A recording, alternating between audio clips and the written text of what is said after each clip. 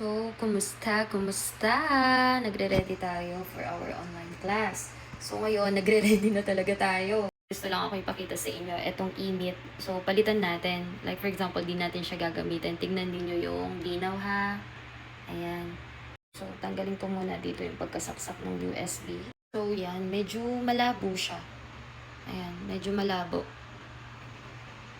Ayan, tignan nyo ano yung pinagkaiba pag ginamit natin to. Ayan, pag binuksan nyo, ganyan yung itsura niya.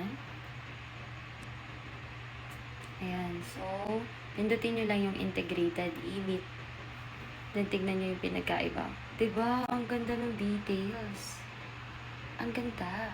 Tapos, alam nyo, may sarili kang ring light dito. Oh, diba? May sarili kang ring light. Ang linaw. Para sa mga nag-online class. Ito dapat yung camera. So, yan. Itong e-meet is smart cam. Ganda, di ba? May sarili kang ring light. Hindi lang yan. Pwedeng iba-iba pa.